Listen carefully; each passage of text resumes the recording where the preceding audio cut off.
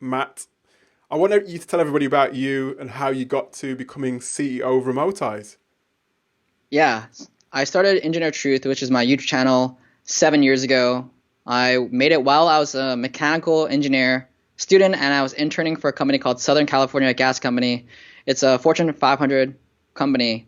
And while I was working there, I was studying at Cal State Long Beach, and I saw so many people study useless degrees. And when I looked online for the resources, there was no central hub of accurate career information. At that time, people were still saying, oh, it doesn't matter what you major in, it'll all work out. And so I wanted to be the authority in accurate career information. And yeah, a lot of my advice is anecdotal, but I think that is the best one because it's real, right? I had real experience in engineering, and in the beginning, I did tell people that they should become engineers. But after I got fired from 3 engineering jobs, I realized that engineering would have never given me the lifestyle that I wanted, where I could wake up whenever I want, I could live wherever I want. I'm actually about to go spend a month in the Philippines in a couple weeks, and I Wow. just came back from going to Vietnam for 3 weeks. I get to live anywhere I want in the world. I don't have an income cap. I have skills, real skills, that even if Engineer Truth went away, I could get a job in an instant. Because every business needs content marketing, every business needs video these days, and every business needs online advertising, things that I know really well. And then really along the way of making Engineer Truth, I also studied web development. I went to a coding bootcamp for free. So I collected all these skills that make me really invaluable. And my goal for my audience is to give them the same skills on the same path so that they never have to worry about getting a job or making money. Because once you have these in-demand, highly in-demand skills such as digital marketing, coding, even design for websites or design for apps, people will be asking you to work for them all the time. Versus when I was a mechanical engineer, I applied to companies. I'd have to apply for 50 companies just to get one interview. As soon as I learned web developer skills, put it on my LinkedIn, boom, at minimum once a week, I have a recruiter reaching out to me saying, hey, do you want to accept this contract to hire position out in wherever in America, or even working remotely? And that's something that never happened to me as a mechanical engineer. And so that's why I'm so passionate about teaching people, guiding people toward more in-demand skills, because I'm essentially the same person, same intelligence, but studying mechanical engineering, hard life. Take 6 months to study web development, boom, offers all throughout the window. Just because nothing changed, except I just learned a different skill. And that's it. So Yeah. your life could be exponentially easier if you just applied yourself to where the market is right now. And I think that's a great point because there's so many choices, so many options that you can take when you go to university, but they don't necessarily point you towards the option that is going to get you the jobs or the in-demand jobs. So I think, if for those people who are, I suppose, at the graduate level or looking to go to university and are listening now, it's so important to listen to Matt, and it's so important that the point he made about positioning himself. You have to sell yourself as somebody and position yourself as somebody with skills that are relevant and build those skills into your portfolio rather than just doing something purely because you love doing it. And Matt now is the ultimate, as I said, the ultimate CEO, remote CEO, digital nomad. You know, whichever expression you want, but beneath that, and actually another thing is it's not an easy thing to do. I think a lot of people take this option because it's a lifestyle choice. Matt made strategic decisions. He did the research. He's done the hard work, and he's put himself in a position that has enabled him to have these options now, to grow his team to 7, to now establish a business that is helping other people like you and me to get to where he is. So it's great.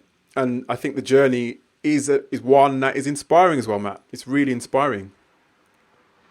What I like about business is that who you are when you earn $100 a month online remotely or through your own means, whether that's being a freelancer or or even just flipping books on Amazon, buying books from a dollar store and selling on Amazon, just earning $100 a month. Who you have to be when you go from $0 to $100 a month is different. You have to change as a person. When I went from $0 to $100 a month, it made it real. And I remember it was only 7 years ago, a long time ago. But it was only 7 years ago when my channel was only making a couple of dollars per day. It was like $3.50 per day. And that was just from YouTube ad revenue. And I thought to myself, wow, like I get a free Starbucks every day because I made some YouTube videos and I put it up on the internet. But that changes everything. Most people don't even know how to do that. Absolutely. Most people have no idea how to make even $3.50 per day on their own.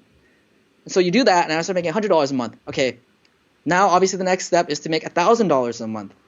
But who I had to become to go from $100 a month to $1,000 a month is different because I have to get better at what I do. I had to learn keyword research on YouTube. I had to watch other people's videos. I had to be more passionate when I spoke. And so when I scaled to $1,000, which almost took a year, by the way, to go from $100, or actually, I think the path was even longer than that. It might have been 2 years. It was really slow for me because I had to change as a person to earn that kind of money. And then to go from $1,000 a month to $10,000 a month, again, you're just not the same person. It's impossible to stay the same because at the end of the day, you enter the marketplace with a certain skill level and a certain business. And yeah, some businesses take time, obviously, like Remotize, my new company, my job board. It's going to take time.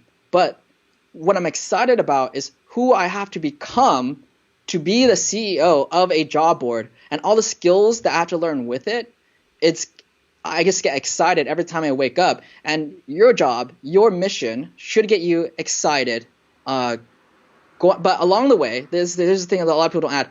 Along the way of finding your purpose, doing what you really want to do, you may have to take jobs that you don't want to do, but they teach you skills that are relevant to your end mission. So after I got fired from my third engineering job, I took a job. Well, first of all, I got fired from my third engineering job. If you want to know why, it's because I was always late and they're crap jobs. That's the reason why. That was my next question. Because people always ask. People always ask, right? And people want to know why they're such bad jobs. Imagine doing the same thing every day, and you're basically imagine a flow chart, okay, a flow chart, and you're just part of a flow chart. Like if A, then do C. If C, then do D. But it's a very complex flow chart, and that's your job, right? And then you're doing that every day, all right? And imagine how boring that is. So that was my jobs for all of my engineering. It was a lot of paperwork, a lot of tedious stuff, and some people may argue yeah, everyone has to start from somewhere. When you're working at the lowest level, it's not like you can't see what your manager is doing. I saw what my manager is doing, and I said I have no interest in doing that. And mechanical engineering would have never given me the lifestyle that I have now, which is being able to live anywhere, right? And now I'm making mid six figures. Like as a mechanical engineer, you're never going to make mid six figures. It's just not possible. And so I got fired from my third engineering job, and I decided to take YouTube full time for 6 months. And at the time when I first decided to do YouTube full time, I was only making $250 per month. That's it. Less than a Starbucks a day. And then eventually maybe that's like $10 a day. But anyhow, so six months in, I only was making $400 per month after doing it for 6 months. Wow. And I was discouraged. But along the way, even though I wasn't making more money, I had learned a lot of lessons. And one of the things I had learned is how to use a DSLR. I bet some of you watching already know how to use a DSLR too. And so I took those skills and I applied for a job at bikeberry.com, and I made their product videos and tutorial videos. And even if you go there today on their YouTube channel, you can still see the videos I made a couple of years ago. And that went from making very little money to making $15 an hour. And now I had enough money to breathe. And I am forever thankful for that boss, Jack, for giving me a chance, because that year I had learned skills that I still apply today. Because I learned about e-commerce. Mm-hmm. I learned about how to make product videos. I learned how to teach people how to put a motorized engine on a bike. And along the way, I learned all these skills about video making that I still use today. And so not only was I able to breathe, because I could finally buy things, I could finally go on small trips, but also I learned a lot of skills. And then after that, I worked for uprocks.com, a digital media publisher, similar to a smaller BuzzFeed. There I was the social media manager. And then after that, I worked for Bro Science Life, which is a big YouTube channel, a big comedy YouTube channel. And I was a professional meme generator, where where I took their content on YouTube and then I turned it into memes for Facebook and Instagram. Did that for a year and a half while building up Engineer Truth. And then I think roughly 2 years ago, I quit that contract to do just Engineer Truth by itself. And I think I held on to that contract with Bro Science Live for longer than I should have, because I think they're paying me $1,400 per month to make memes, 2 memes a day. And at the time, my YouTube channel was making me $12,000 a month. Wow. But psychologically, and maybe those of you listening have this problem too, psychologically, I couldn't let go of the stability. Like, for something in my head was saying, like, this is like stability to me. Like, I just can't let this go. And I see in a lot of people, like, they just can't let go of something that they've had for so long that it's almost a little bit like hoarding a little bit. Like you're just too scared to let it go. Yeah. And don't get me wrong, when I let it go, it's not like instantly my YouTube revenue compensated. But I would say over the next 6 months, I definitely made more money, and being able to clear that mental space by not having to do memes was well worth it. And you mentioned something, Matt, earlier on, because you've talked about a lot of the technical skills that you've got, the video making, meme making, content creation. Mm-hmm. And you mentioned also about the changes that you saw in yourself as a person in order to get from A to where you are now. What were those changes, and what did you have to change about yourself in order to get to where you are now? Man, some of the changes a long time ago, I really have to, it's been, because they become a part of you, and you'll never be the same again. One of the changes that really happened very early on, I would say in the beginning, is as I was learning all this video editing stuff and how to make good videos, I realized that teaching yourself is always the best way to learn. Now, along the way, you could buy courses and have mentors and stuff like that. I consider that teaching yourself. And then I learned that college education is very limited. And then along the way, with making videos, I learned that I used to think that the speaking had to be perfect. Like, hey, in this video, we're going to talk about the 5 ways, to do it. And I thought there had to be no ums. It had to be, it had to be spot on. But what I learned recently is that it's more about, generally speaking, depends on your channel, it's more about the emotion you convey. Because how I feel is how my audience is going to feel. And that's transmitted through a video. And so if I'm worried about okay, did I say the right words? The audience could feel that worry. It makes them worry. That worry of that transfers through the video. So what I realized is screw the script. I'm going to have a general idea of what I say, but most importantly, the emotions have to be there. And I'm still working on that today. It's just really, really, really hard. But in addition, I'm a CEO today, but when I started my journey, I told myself I'm never going to hire people, and I'm never going to be CEO. I just thought I was going to work on Engineer Truth by myself, and that was just going to be my thing. The idea of hiring people was very scary to me, because you got to pay them every month, right? And I didn't want to be responsible for people. And I would say, generally speaking, there's always exceptions, but when you make $10,000 a month, you could still be self-employed and be a solopreneur. But to go from generally speaking, to go from $10,000 to $20,000 to $30,000 a month, you generally have to hire people. Generally speaking, that's just how it is. So if I never hired people, I think I'd be stuck at $10,000 per month. Well, it sounds like you've gone through massive changes, to be honest, from what you just said. You talked about not necessarily. This is one thing that I have as well, is that I want things to be perfect. Things to be scripted. But like you said, it's the emotional connection. It sounds like you've connected with your purpose in many ways, because now that you're able to sort of relay that to the people in your video, and obviously you've developed an audience of 350,000 people on YouTube, because they connect with you, your purpose, your message. And then you mentioned something about the growth, obviously the growth mindset. You were talking about not necessarily wanting or thinking about being a CEO with a team. So that's a massive change as well. It's kind of, I think it's a good point. You have to be adaptable, don't you? In this kind of scenario, you have to be able to segue from one sort of area to another and be quite agile in many ways, right? Yeah, you have to be willing to grow, and I held on to being self-employed for a long time, like a whole year. I probably should have considered myself CEO and grew the team a year ago, and then I've only been really doing it this year. But yeah, that would be like one of my regrets, is that I had a feeling that I should, but I didn't, and I coasted for a year and enjoyed my success. I traveled around doing the typical 4-hour work week stuff, and I'm glad I did. I enjoyed my success. But what felt bad though is that, yeah, I was making $14,000 or $15,000 a month traveling wherever I want to be, and that was very nice. But then a whole year passed, and I didn't grow at all. Mm-hmm. But I had a lot of fun. Mm-hmm. But my income didn't grow, the business didn't grow, and that felt really bad. And I have a mentor. His name is Joe Magnotti. He's the CEO of Empire Flippers, and he told me, if you stay stagnant, like, this is typical advice, but if you're staying in the same place, you're actually just getting behind. And I didn't want this business engineer truth or remote ties or these opportunities to pass me up for someone to take my place. So I said, okay, let's really step it up. Let's take my level, my video production to the next level. Let's start another company, remote ties with a job board, and let's learn a lot of things.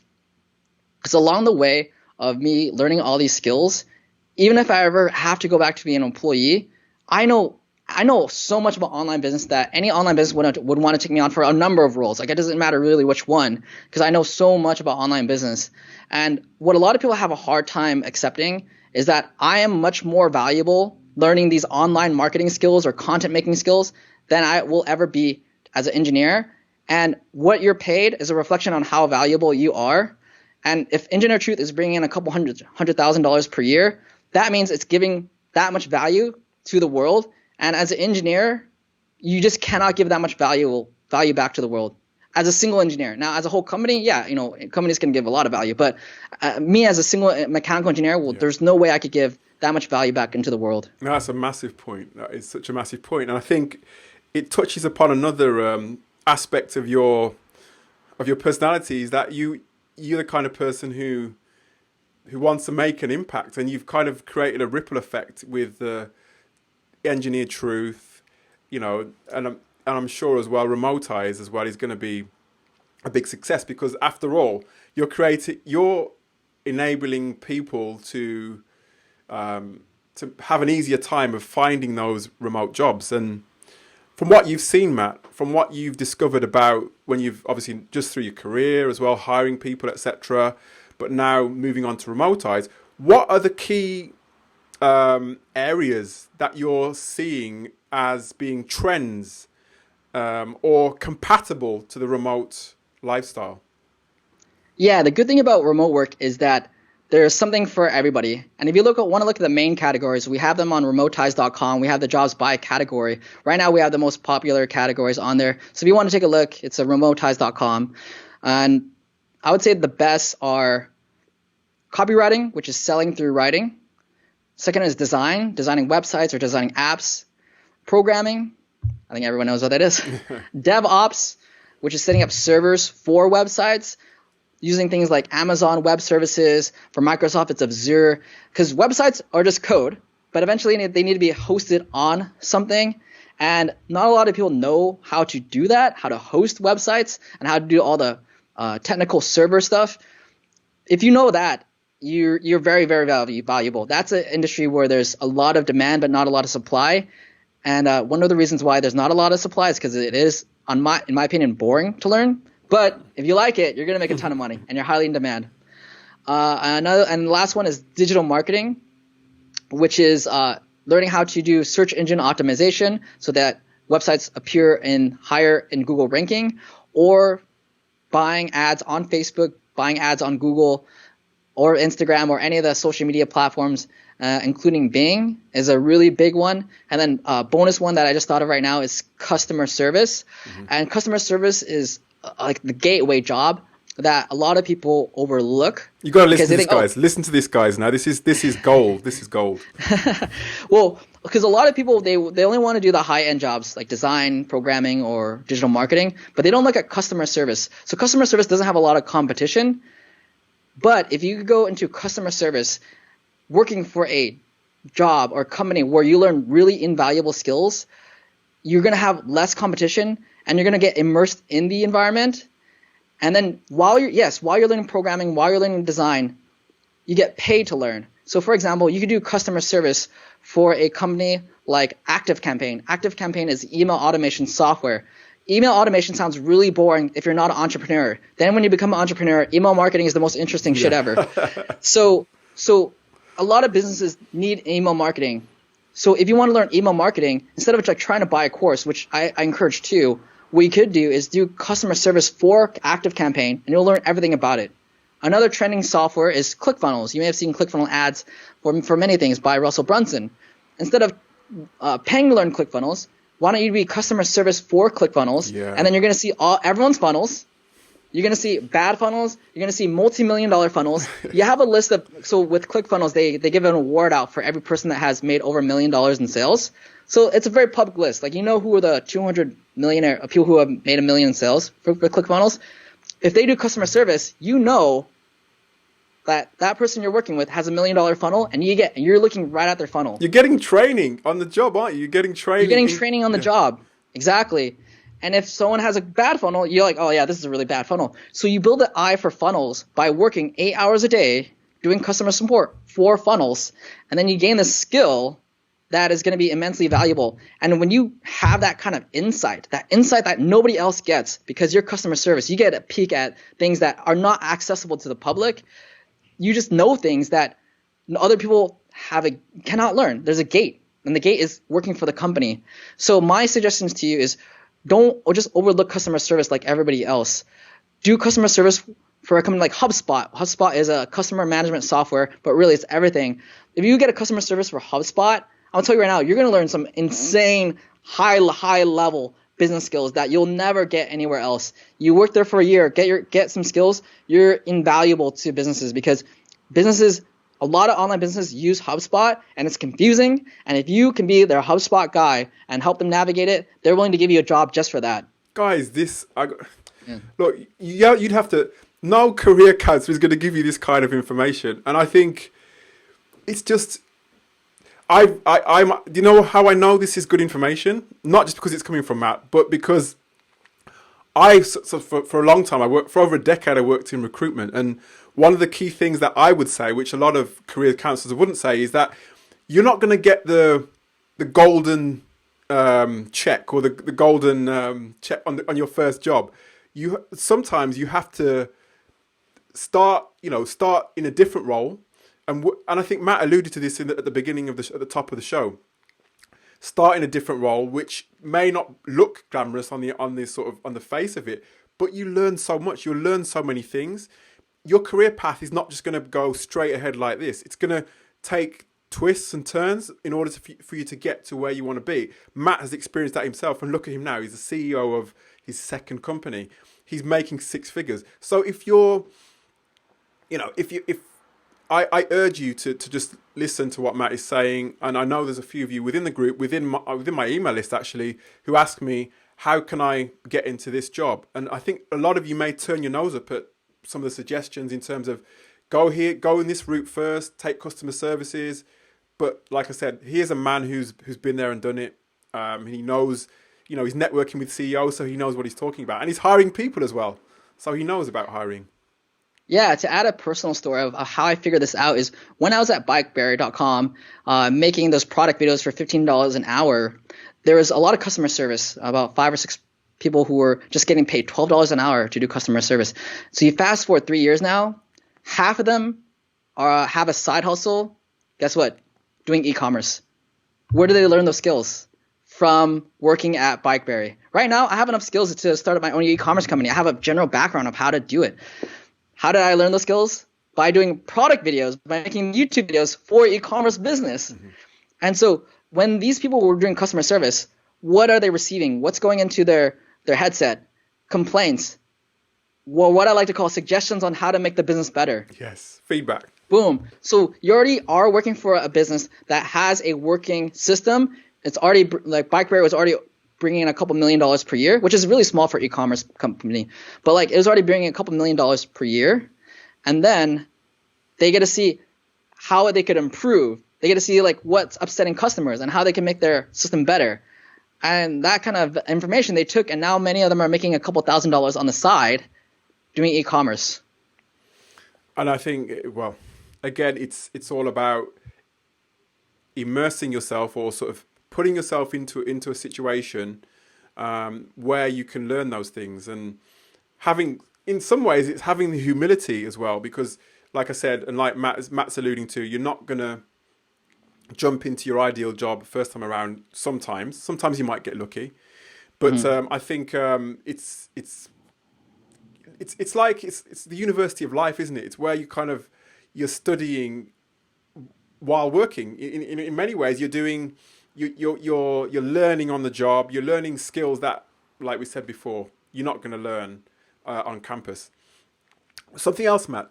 Something I've noticed as well about a lot of people who are looking for work in social media or wherever it may be, looking for remote work. What they tend to do is they tend to take a bit of a throwing mud at the wall and hoping some of it sticks. So that what they'll do is they'll list, I can do this, I can do copywriting, I can do social media management, I can do content management, I can do SEO. They'll list everything down. How would you suggest, people, take an approach to actually approaching somebody like you, for example, or at least impressing somebody like you? At the end of the day, I only want to see results. I don't want to, because anybody can title themselves a digital marketer. Mm-hmm. Anybody can title themselves as a web developer. The title almost means nothing because it doesn't tell me how good you are. So when you're applying for a remote job, or this actually applies to any job, is that you want to show the results that you got. If you're a copywriter, you have one job. It's to sell. It's not to get click-throughs. It's not to get opens. It's one thing, sales. So when you're applying for a copywriter position and you don't tell me how many sales you've gotten in your life, it shows me you're not that good. Whereas a really good copywriter, because the interesting is, if you're applying for a copywriting position, you should write some pretty damn convincing words, because that's your job. Absolutely, your job is to write convincing words. That's copywriting. So if you can't even convince me on hiring you or bringing you on an interview, you're not very good. But how are you going to convince someone that copywriting? Boom, you say, hey, I ran this campaign, this email campaign for this client, but for a client, you don't want to give client information away. But I ran this campaign for an e-commerce client, and my email sequence made this e-commerce client $1 million. Boom. You already distinguish yourself from other copywriters, because most copywriters don't put that kind of information in. And the reason why is because they're not actually good copywriters. They haven't gotten results yet. Now, how do you get those kind of results if you haven't? You got to learn how to sell your own stuff, or sell something that you're passionate in. If you can't even sell something that you care about, that you know really, really well, you're not able to sell that. How are you going to sell someone else's stuff? And so much gold in this. I hope you guys have got a pen and writing this down, or you're kind of taking this on board, because again, so many, we'll probably talk about resumes and CVs in a little while, but one of the things that I noticed when I was hiring myself was that lots of people, whether it be copywriting, social media, SEO, they would just say, I don't know, I can optimize a page for certain anchor text, or I can do, I don't know, a website audit. But they would never say what the outcome of that was, or what the results that they got from that audit. So, you did an audit, or you kind of were able to overcome Penguin or something like that, or you, like Matt says, you had I don't know, the email that you sent out resulted in 10,000 people opting into a course, which then made the company $2 million or whatever it was. You have to be outcomes orientated or results orientated when you're speaking to people like Matt, because Matt, after all, he's all about the results for his company. He's very much passionate about the company, but at the end of the day, he has to have people on board who he knows are going to deliver results. So, and I think that should reflect in your covering letter, and that should reflect in your resume. And Matt has a particular bugbear when it comes to, or a particular dislike of certain types of resumes with certain types of typography and that sort of thing, Matt. Yeah, on my channel, I've always stood against the typical career center advice that you get where they tell you have a resume with only Times New Roman, black font, white background, and that is it. And this advice comes from, there are companies, there are recruiters, I should say, HR departments who only want this kind of resume. And I think that's a dying trend, because I just hired two content writers for remotize.com. And when I was looking through resumes, the last thing I want to see is another black and white resume, because that visually actually takes your eye longer to scan, because you have to sit there and read it. It's tiring. It's not color coded. And also the spacing is not smooth on the eyes, especially when it's Times New Roman and the spacing between words and lines is not very big. It just this is more strain on your eye. And then also, for me, I just want something that is visually appealing, that just gets me the information as fast as possible. And when you add color to it, you can make sections, and you can make graphics, and you can make it more easier on the eye to read. So it's not just like a pretty thing. Oh, it's just pretty. No, it actually has functionality into it, in that it's faster for me to read. And then in addition, it shows to me that you're not just a corporate rat. Like, especially when you're hiring for a remote position, you're not looking for a corporate rat. You're looking for someone that's a little bit bold, who's a little bit willing to stand out. I don't want someone that can take orders, right? So when you have that Times New Roman thing, what does that convey about your own personality? It says someone told you at this career center who is questionably credible, and you're just an order taker. You're someone that says, okay, this is how resumes should be. I'm going to do exactly that. Instead of just thinking for yourself, thinking about what is actually more functional. So when I see a colored resume, not only is it easier on the eyes, conveys like they actually have a sense of style, a design, which is always great. But to me, it says, they say, yeah, I know the status quo is Times New Roman, black and white. I'm going to step out of that, take a little bit of risk, because I know that this is just a better looking resume. And that conveys to me. And I like that a lot. And I think that's where a lot of companies are going toward, at least in my space, in the online business space. All the employers I know, we prefer those kind of resumes for the list of reasons I just said. For me, functionally, I just don't see the benefit of Times New Roman with no picture. And I encourage people to put a picture on your resume. And some people might get a little offended there. But don't get me wrong. Don't have a selfie. Don't have a junk picture of you in a dark room or in a closet or like in your unkept house. Really get a solid picture, maybe a solid color background, or you outside at a college campus, something with a nice holistic background with some trees or something in it. You know what I'm talking about. Yep. Put your suit on, make it look nice. Then put that kind of picture on your resume. It's going to help a lot. Because look, the whole not putting a picture on the resume thing blows my mind, and then the logic around it is so dumb. Like, it's so dumb. Like, I don't really understand it, because everyone knows they're gonna check your LinkedIn anyways. So then why just put on your resume? You save them a click. You make it a little faster for them. The whole idea of not putting it is so dumb to me. So dumb to me, because people are like, well, they're gonna judge you on your looks. They're gonna judge you on your looks either way. You may as well just put your best foot forward so you control what they see versus them looking for it. So if you don't put the picture there, they're going to look for a picture. Most of the time. I think there's a study like 80% of recruiters look through social media. Absolutely, I think it's only like 20 or 30% that don't. So if they're going to look through pictures, they're going to even be more curious if you don't put your picture up. You know what? So you get to choose which picture they get to see if you put it on your resume. I used to be the guy that said don't put your pictures on your resume, but I think it's like you said. I think times have changed so much. Times have definitely changed. You have to move with the times as well. You have to, like you said, put yourself in a position where you're in control of what they see.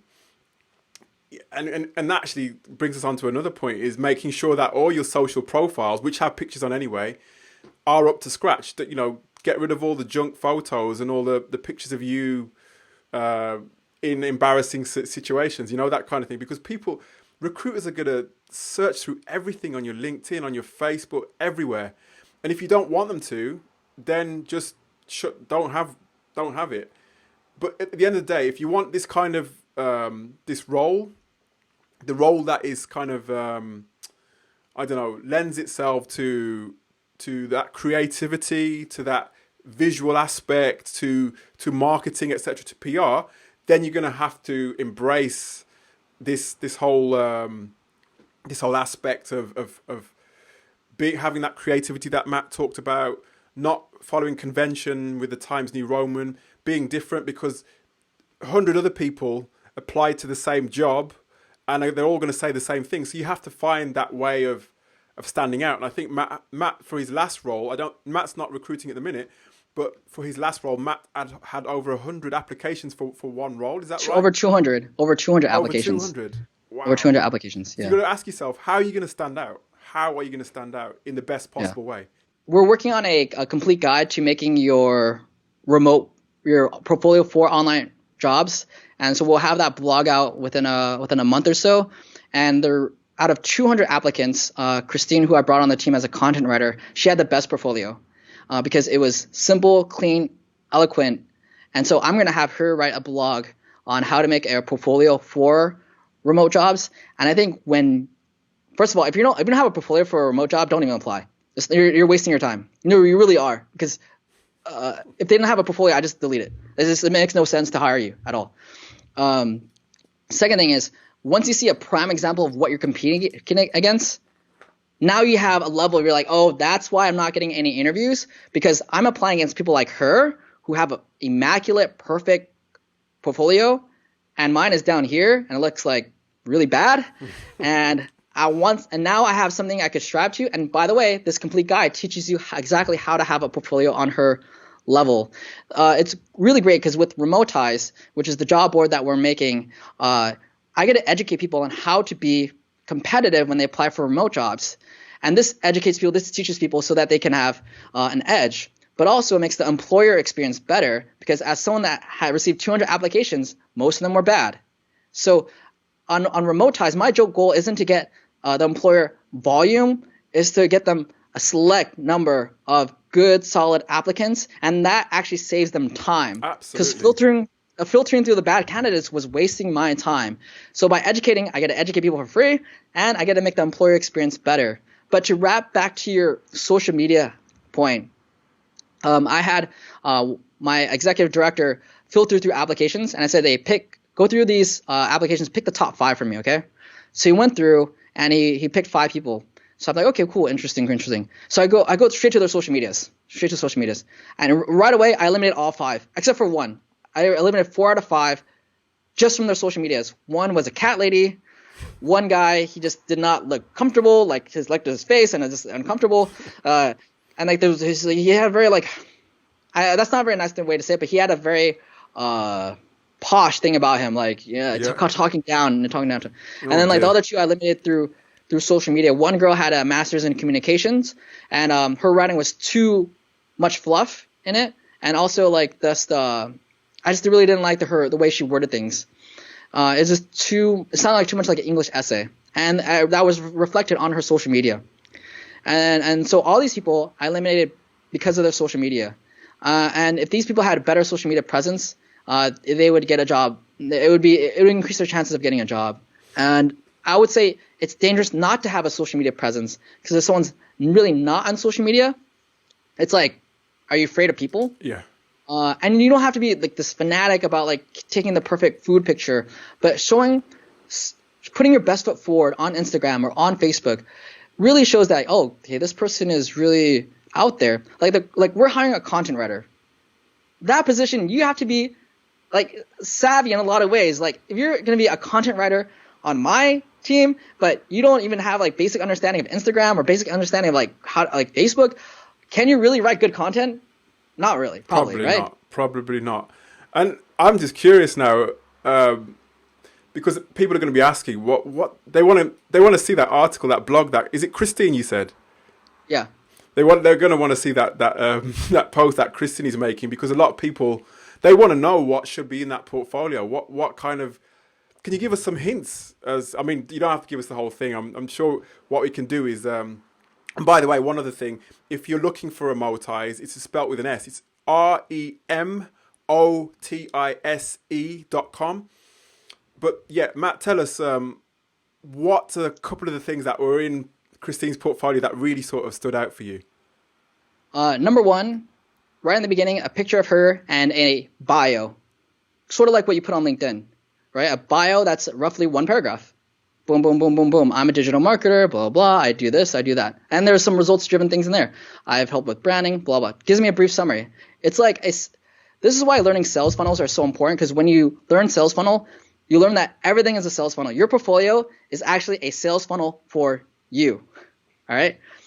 So it had where she's information about her, then it goes into the skills that she's had, then it goes into the results, then it goes to testimonials, and then guess what? And any good sales funnel, you have to tell the audience what to do. Boom. A last thing was a call to action. Hey, do you want to work with me? Here's a contact box. That's a key thing a lot of people miss. They don't have a contact box. A lot of people don't have testimonials, right? These things that you learn if you ever make a sales funnel. Most people never learn sales funnels because they think sales funnels are evil. Well, if you think sales funnels are evil, you're never going to make a good portfolio, because a portfolio is a sales funnel for you. Yeah.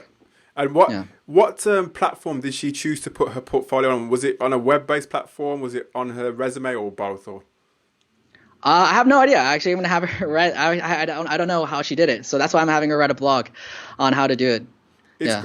Well, Matt, make sure that when she's written that blog, please let us have it, and I'll share it with everybody in the group and on the email list, because that's just key. That's just the key to your success in terms of getting through the hiring process, isn't it? Really, the actual profile.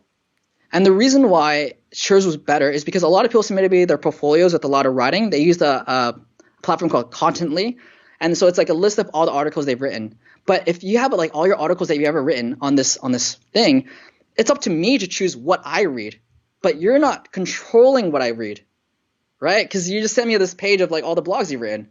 But when you have a portfolio and you treat it like a sales funnel, now you're controlling what I see, and I only see what you want me to see. And so for some of the content writers, I saw blogs, and this is to get into detail, but I saw a feminist blog. And I'm thinking like, okay, like this is maybe not someone I want to bring on, because if she has those kind of strong values, it may not gel with the rest of the team. And so she should have removed that from her content if she's going to funnel when applying for jobs. Now, if she's applying to write feminist blogs for daily news or whatever, put those back in. But because she didn't control what I saw, first impression, I see feminist articles. Look, I have 200 other applicants. I don't really want to deal with someone who has really strong political opinions on their portfolio. Boom, let's just move on to the next one. And I know some of you may get triggered by that, like, oh, you're being biased or whatever. I'm not being biased. I'm being practical. If she has those strong political values, she starts coming to my business, start calling me a misogynist or whatever. That's very distracting for the whole team. It's just not very practical. Put those political things behind. We're here to make a business. We're here to help people get jobs. We're here to transform people's lives, get them that first remote job, educate them, connect people to opportunities. We're not here to be political. And that's something that I don't want on my team. And so when she conveyed that through her Contently, I just immediately X'd her out. As soon as I saw that, no interview at all.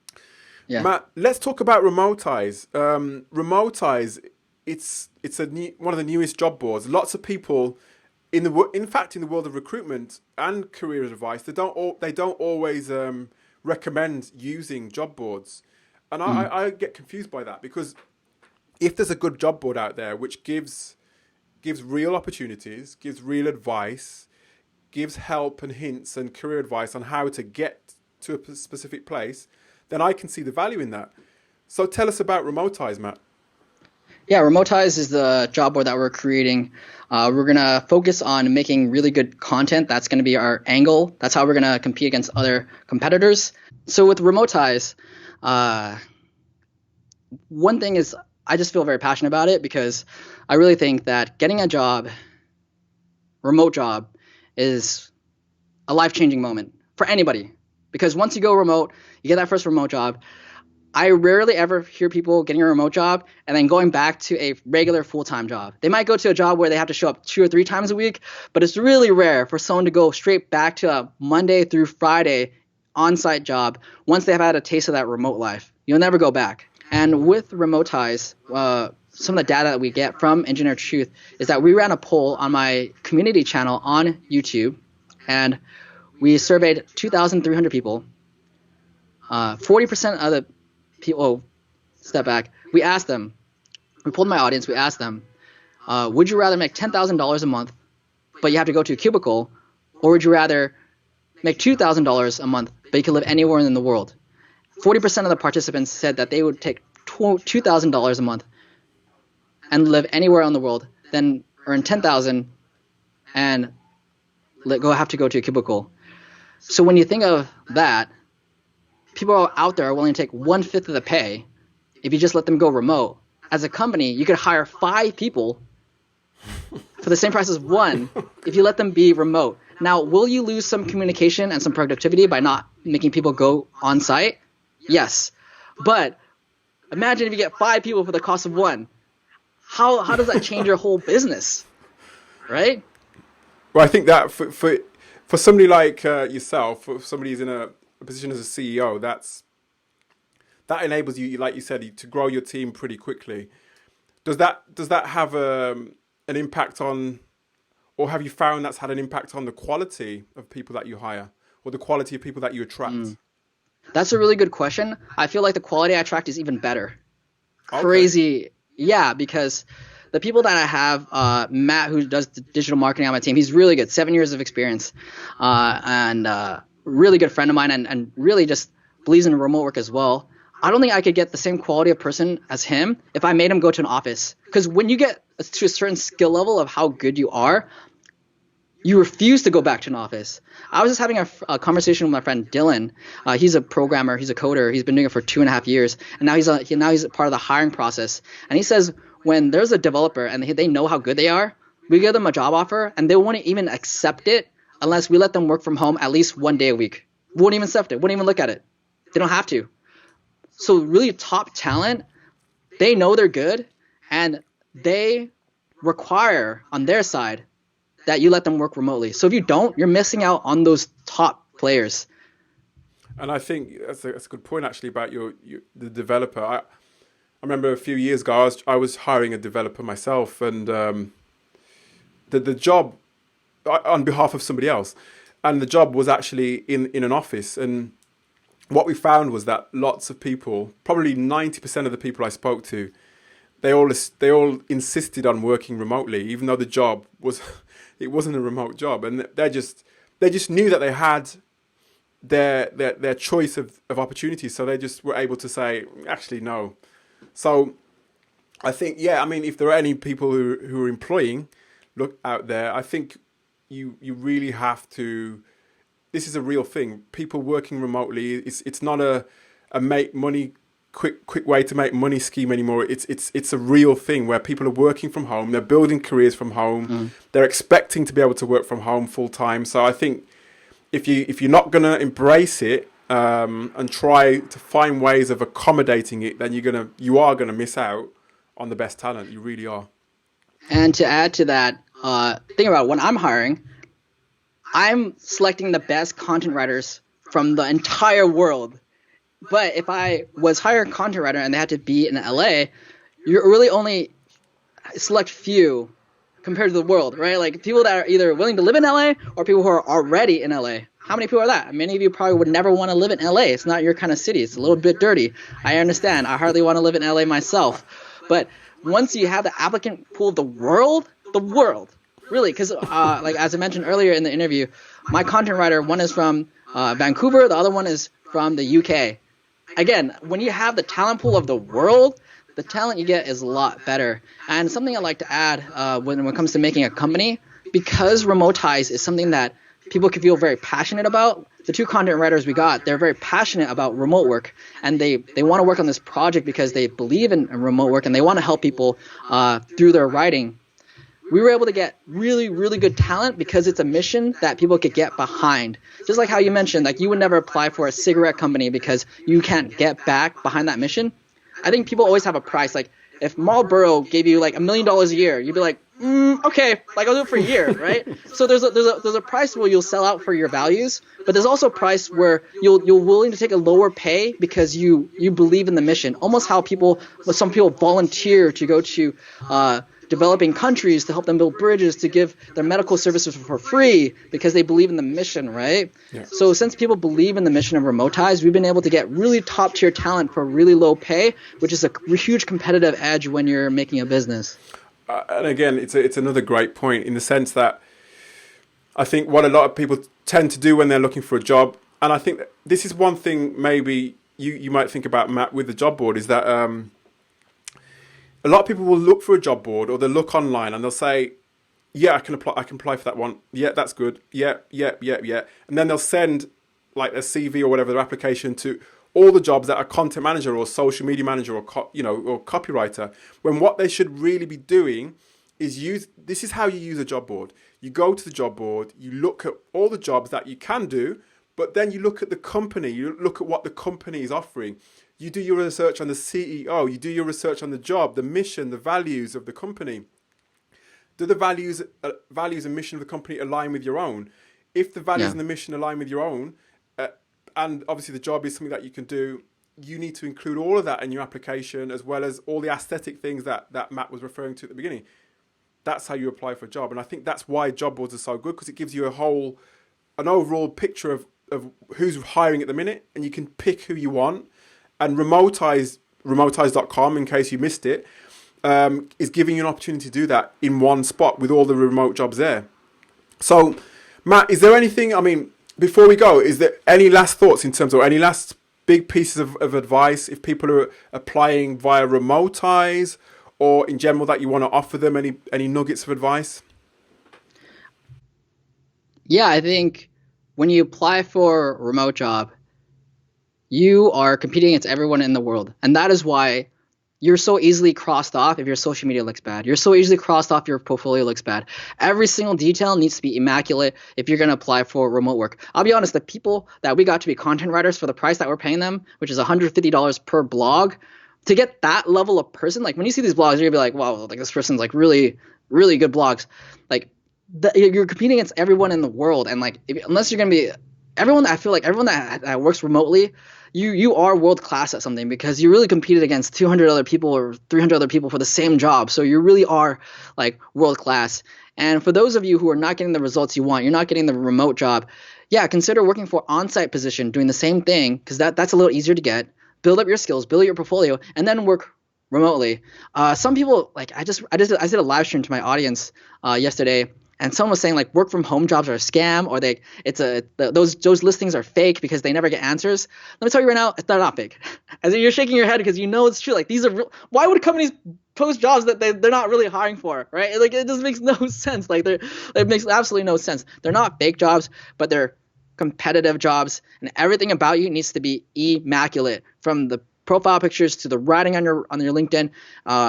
Everything has to be tip top, like 100%.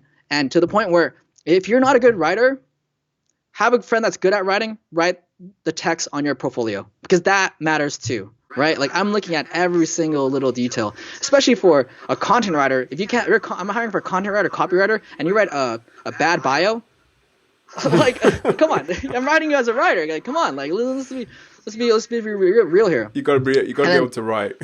You gotta be able to write. And another thing I'll add is that whole professionalism, like to whom it may concern. Oh. Hard X. Oh. Hard X. Do not to whom may concern was a thing like 5 years ago. Probably and longer. Maybe longer, right? Yeah. Just say, hey, blah. Get their name. Hey, Diane. I'm applying to you for this position. Generally speaking, if you got to pick a writing style, of course, every recruiter is different. There's so many personalities out there. Generally speaking, a simple and clean writing style will win most of the time. Hey, I'm applying for this position. These are the skills that blah, blah, blah. Like, basically, you take their list of requirements. You say, hey, my name is Matt. I'm applying for this position. This is why I'm good for this qualification. This is why I'm good for this qualification. This is the experience I have doing this. And this is how it is. When you make their requirements a checklist and you just write one sentence for each thing on the line, that one thing already makes you in the top 10% when it comes to cover letters. That's it. So I agree with you. The spray and pray method of copying and pasting is a waste of your time. You think you're saving time by doing it? When I see a cover letter that has been copied and pasted, I just delete it instantly. If you don't want the job, if you don't care enough to write a custom cover letter for my position, it shows to me that you don't really want this job. You want a job, but you don't want this job. I want to hire people that want this job. Absolutely. They want that realize that this job is special. And so the two people that we brought on, they wrote custom cover letters. You've got to make an effort. You just got to make an effort. You've got to find out the name of who you're writing to. I mean, why Yeah. put dear sir, dear Matt? I don't. I've never understood that. And the other thing about the guy who talked about fake jobs. Yeah, there are lots of fake jobs out there. I tell you what. One reason that recruiters have got a bad reputation is they tend to. I'm not saying all, but a lot of recruiters will put fake jobs on job boards in order to attract CVs for their database. But the great thing about Remotize is that Remotize.com has got jobs on there that are from companies that are hiring right now. And that's why I'm saying to you, it's, you have to, at the end of the day, either way, you've got to do your research to see who's hiring, to see their values, mission, and what they're hiring for. So, Matt, I just wanted to say a massive thank you for your time. Everybody keep a lookout for remotize.com. And if you've got any questions that I can forward on to Matt, then please let me know. Wherever, I don't know, there may be comments below this, but let me know or drop me an email and we'll sort them out for you. Thanks, Matt. All right. Thank you. Thank you, Alex.